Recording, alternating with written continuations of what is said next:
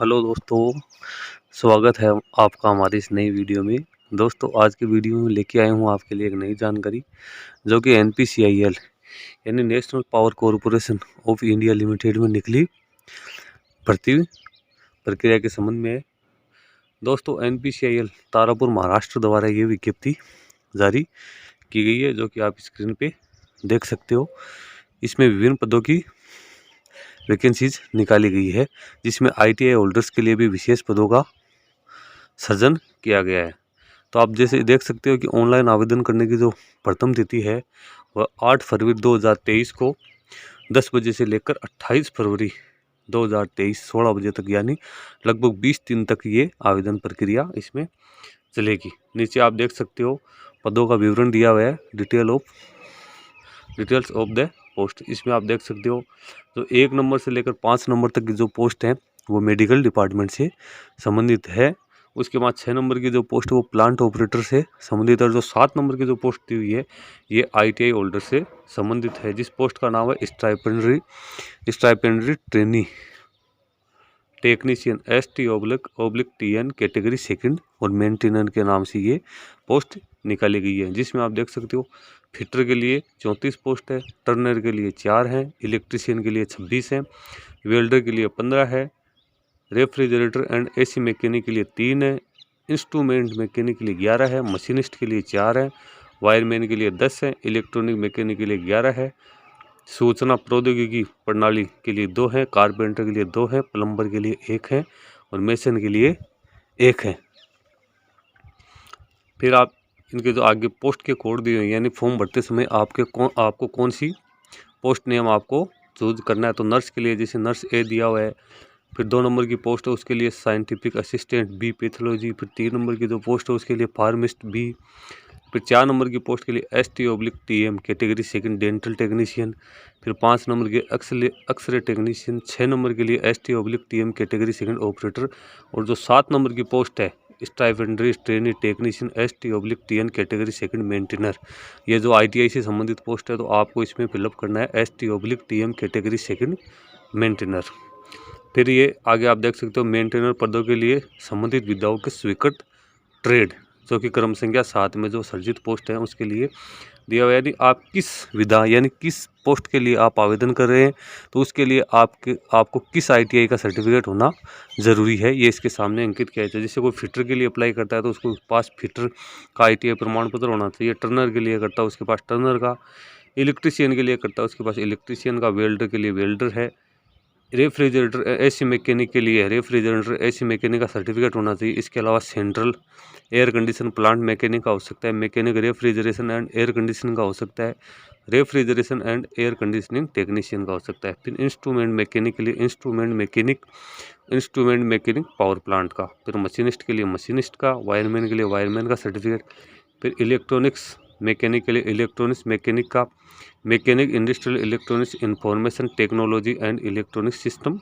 Maintenance और technician power electronic system, इनमें से कोई भी प्रमाण पत्र हो सकता है। फिर सूचना संचार प्रौद्योगिकी एवं प्रणाली अनुरक्षण के लिए information communication technology and system maintenance कौन से, प्लम्बर के लिए प्लम्बर का, कारपेंटर के लिए कारपेंटर का और मेसन के लिए मेसन का। फिर नीचे आप आयु सीमा एवं वेतन यहाँ पे चेक कर सकते हो किस किस पोस्ट के लिए क्या क्या आयु सीमा है। तो नर्स के लिए 18 से 30 वर्ष है, पैथोलॉजी लैब टेक्नीशियन के लिए 18 से 30 वर्ष, फार्मिस्ट बी के लिए 18 से 25 वर्ष और वर्तिकाग्रही प्रशिक्षु तो प्लांट ऑपरेटर है उसके लिए भी 18 से 24 वर्ष और जो stipendiary technician training and technician जो मेंटेनर जो ITI से संबंधित पोस्ट है इसके लिए 18 से 24 वर्ष की तो उम्र होनी आवश्यक है। और इसमें आपको सबसे पहले प्रशिक्षण पर रखा जाएगा और प्रशिक्षण समाप्ति के बाद में जो भी इस प्रशिक्षण में जिनकी प्रशिक्षण संतोषप्रद होगा उनको प्रशिक्षण की समाप्ति के उपरांत प्रशिक्षणार्थी को CCA RP नियम 2016 के अंतर्गत संशोधित वेतन संरचना 7 पे मैट्रिक्स के स्तर 21,700 वेतन पर तकनीशियन बी के पद पर नियुक्ति हेतु विचार किया जाएगा। वर्तमान नियमों के अनुसार प्रशिक्षण कार्यक्रम के दौरान कार्य निष्पादन के आधार पर सुपात्र अभ्यर्थी को अतिरिक्त वेतन वृद्धियाँ भी जारी की जा सकती है। फिर आप नीचे आयु सीमा देख सकते हो, आयु सीमा में किस हिसाब से छूट दी हुई है आप इसमें देख सकते हो अनुसूचित जाति और जनजाति के लिए 5 वर्ष है, अन्य पिछड़ा वर्ग गैर क्रीमी लेयर के 3 वर्ष है, बेंचमार्क निःशक्त उनके लिए 10 वर्ष है, बेंचमार्क निःशक्त अनुसूचित जाति जनजाति के लिए 15 वर्ष है, बेंचमार्क निःशक्त अन्य पिछड़ा वर्ग के लिए 13 वर्ष है। फिर एक सर्विसमैन के लिए अलग से दी हुई है और अदर कई कैटेगरी इसमें दी हुई है, फिर आप ये देख सकते हो। फिर जो आयु सीमा एज लिमिट ये अधिकतम है। फिर शारीरिक आवश्यक मानदंड, तो इसमें जो ऑपरेटर है उसके लिए 45.5 किलो वजन और 160 सेंटीमीटर हाइट न्यूनतम होनी आवश्यक है। इसी प्रकार से जो मेंटेनर यानी ITA होल्डर्स के लिए जो पोस्ट सर्जित की गई है उसमें भी 45.5 किलो वजन और 160 सेंटीमीटर हाइट होनी जरूरी है। फिर ये नीचे निःशक्तता यानी डिसेबिलिटी की कैटेगरी दी हुई है कि कौन कौन सी डिसेबिलिटी है वो इस एग्ज़ाम में इन पोस्टों के लिए आपको अलाउड है, ये आप यहाँ पे चेक कर सकते हो सारी, और ये इनका एब्रीविएशन नीचे दिया है। फिर पद का नाम और योग्यताएं, किस किस पोस्ट के लिए क्या क्या योग्यताएं, तो ऊपर तो ये मेडिकल डिपार्टमेंट से संबंधित है जो कि आप यहाँ से चेक कर सकते हो। फिर अपनी जो कैटेगरी है वो 7 नंबर की है जो ITA होल्डर से संबंधित है। उसमें SSC यानी 10th क्लास आप 10th क्लास या इसके समकक्ष विज्ञान एवं गणित विषय में अलग अलग 50% न्यूनतम अंक के साथ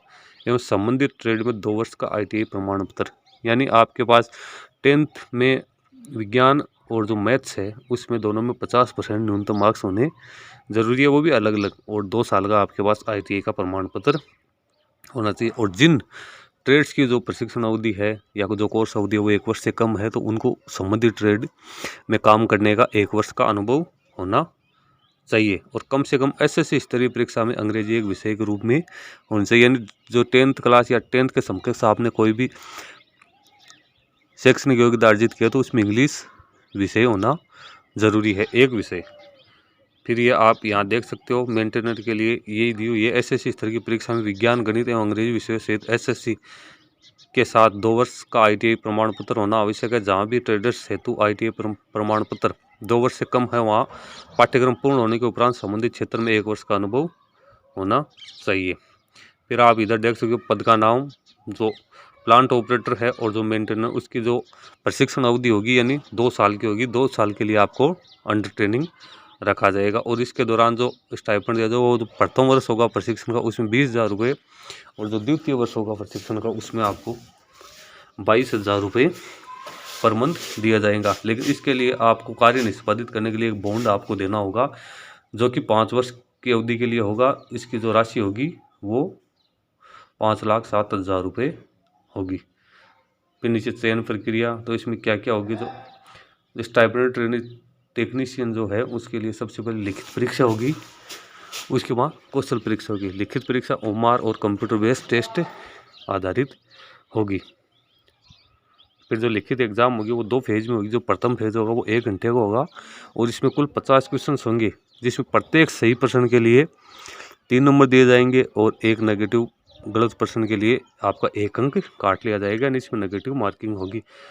फिर जो प्रथम चरण जो एग्ज़ाम का होगा वो अभ्यर्थियों की छटनी के लिए होगा। इसमें जो अभ्यर्थी न्यूनतम अंक प्राप्त करके पास होगा उसको सेकंड फेज में एंट्री दी जाएगी। और सेकंड फेज है वो 2 घंटे का होगा, लेकिन और इसमें भी 50% शामिल होंगे और वही 1 नंबर के लिए 3 अंक दिए जाएंगे और गलत प्रश्न के लिए 1 नंबर काट लिया जाएगा। ये जो सेकंड फेज होगा ये आपके लिए काफ़ी इम्पोर्टेंट होगा, क्योंकि इसमें जो आप मार्क्स प्राप्त करके और उत्तीर्ण होंगे वो आपके फाइनल मेरिट के लिए ऐड होंगे। इसके बाद में लगभग 5 गुना कैंडिडेट्स को ट्रेड टेस्ट यानी स्किल टेस्ट के लिए बुलाया जाएगा, और स्किल टेस्ट में जो उत्तीर्ण होंगे, स्किल टेस्ट में उत्तीर्ण होने वाले कर्मचारियों को जो इन्होंने सेकंड फेज में अंक अर्जित किए हैं प्लस जो स्किल टेस्ट में अर्जित किए हैं उनके आधार पर मेरिट लिस्ट यहाँ पे जारी की जाएगी, और जितनी मेरिट लिस्ट जारी की जाएगी उतने ही अभ्यर्थियों के लिए प्रतीक्षा सूची जारी की जाए। प्रतीक्षा सूची आप जानते हो कि यदि कोई मेन लिस्ट में से कोई कैंडिडेट ज्वाइन नहीं करता है तो प्रतीक्षा सूची में से कैंडिडेट्स का चयन किया जाता है। फिर नीचे बेंचमार्क निःशक्त व्यक्ति हेतु दिशा निर्देश जारी किए गए हैं। जो भी फिजिकली हैंडीकैप है वो ये दिशा निर्देश अच्छी तरीके से पढ़ लें। फिर नीचे कैंडिडेट्स के लिए कुछ निर्देश दिए हुए हैं, ये आप केयरफुली पढ़ लें। और जो ये नोटिफिकेशन है ये आप NPCL की ऑफिशियल वेबसाइट से डाउनलोड कर सकते हो, और इसका डिस्क्रिप्शन बॉक्स में मैं इसका लिंक डाल दूंगा, आप वहां से डाउनलोड करके ये पूरा ध्यान से पढ़ सकते हो। इसमें सारी प्रोसीजर आपको दी हुई है, और इसमें आपको क्या क्या डॉक्यूमेंट्स चाहिए, क्या क्या प्रक्रिया होगी, किस हिसाब से आपको ये आवेदन करना है, ये सारी जानकारी इसमें आपको मिल जाएगी। तो आप यहाँ से ये देख सकते हैं। और जो भी इच्छुक अभ्यर्थी है वो अपनी निर्धारित समय अवधि में ही इसके लिए अप्लाई कर दें, क्योंकि ये काफ़ी अच्छी अपॉर्चुनिटी आपको सरकारी सेवा में जाने की मिल रही है, और आप यहाँ पर अपना एक उज्जवल भविष्य बना सकते हो। फिर ये हाउ टू अप्लाई का ऑप्शन है, इसमें ये डेट दी हुई है कब से लेकर कब तक, किस हिसाब से करने हैं, क्या क्या इसके चरण हैं, ये सारी जानकारी आप यहाँ पे दी हुई है। इसकी जो ऑफिशियल वेबसाइट है आप उस पर NPCL पे जाकर आप ये सारी चीज़ें चेक कर सकते हो। तो दोस्तों ये तो थी आज की महत्वपूर्ण जानकारी। आपको हमारा वीडियो अच्छा लगे तो लाइक, शेयर एंड सब्सक्राइब करना मत भूलिएगा, ताकि हम आपके लिए और भी नई नई जानकारी लेकर आते रहे। धन्यवाद।